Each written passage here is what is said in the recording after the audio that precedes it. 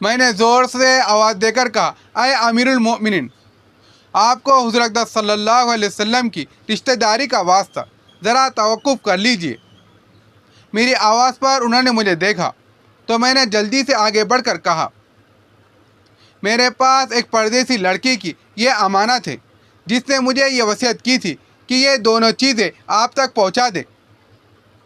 بادشاہ نے ان کو دیکھ کر پہچان لیا، تھوڑی دیر سر جھکایا، ان کی آنکھ سے آنسو جاری ہو گئے اور ایک دربان سے کہا کہ اس آدمی کو اپنے ساتھ رکھو، جب میں واپسی پر بلاؤں تو میرے پاس پہنچا دینا۔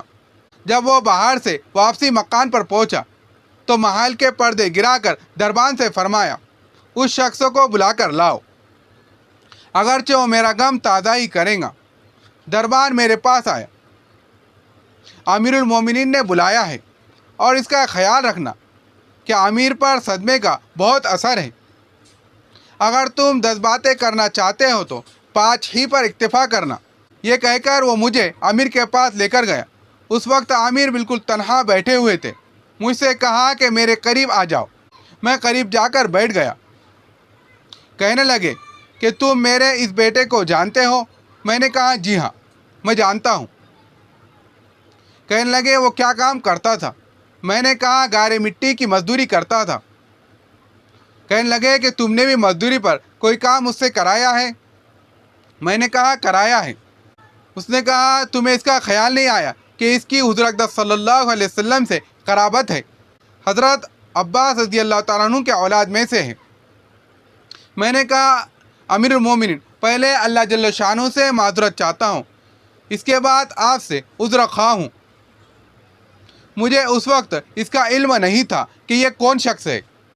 مجھے ان کے انتقال کے وقت ان کا حال معلوم ہوا۔ کہنے لگے کہ تم نے اپنے ہاتھ سے اس کو غسل دیا؟ میں نے کہا جی ہاں۔ اس نے کہا اپنا ہاتھ لاؤ۔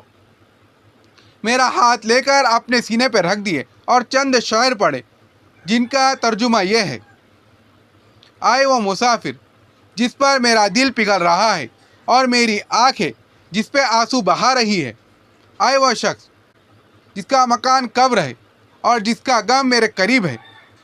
بے شک موت ہر اچھے سے اچھے عیش کو دور کر دیتا ہے۔ وہ مسافر ایک چاند کا ٹکڑا تھا جو خالی چاندی کے ٹہنی پر تھا۔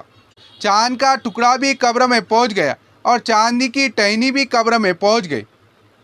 اس کے بعد ہارون رشید نے بصرہ اس کی قبر پر جانے کا ارادہ کیا۔ ابو عامر رحمۃ اللہ علیہ ساتھ تھے۔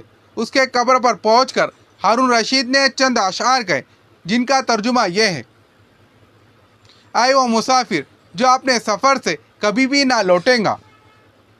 موت نے کم عمری ہی کے زمانے میں اس کو جلدی سے اچک لیا۔ اے میری آنکھوں کی ٹھنڈک، تو میرے لیے دل کا چین تھا، لمبی راتوں میں بھی اور مختصر راتوں میں بھی۔ تو نے موت کا وہ پیالہ پیا جن کو عنقریب تیرا بڑھاپے کی حالت میں پیئے گا، بلکہ دنیا کا ہر آدمی اس کو پیئے گا، وہ جنگل کا رہنے والا ہو یا شہر کا رہنے والا ہو۔ سب تعریف ہے اسی وحدہ لا شریک لہ کے لیے ہے جس کی لکھی ہوئی تقدیر کے یہ سب کرشمے ہیں۔ ابو عامر رحمۃ اللہ علیہ کہتے ہیں کہ اس کے بعد جو رات آئی جب میں اپنے وظائف پورے کر کر لیٹا ہی تھا کہ میں نے خواب میں دیکھا، ایک نور کا قبہ دیکھا جس کے اوپر ابر کے اوپر نور ہی نور پھیل رہا ہے۔ اس نور کے ابر میں لڑکے نے مجھے آواز دی، ابو عامر، تمہیں حق تعالی شانہ جزائے خیر عطا فرمائے، تو نے میری تجہیز و تکفین کی اور میری وصیت کو پورا کیا۔ میں نے اس سے پوچھا کہ میرے پیارے تیرا کیا حال ہے؟ کہنے لگا میں ایسے مولا کی طرف پہنچا ہوں جو بہت قریب ہے اور مجھ سے بہت راضی ہے۔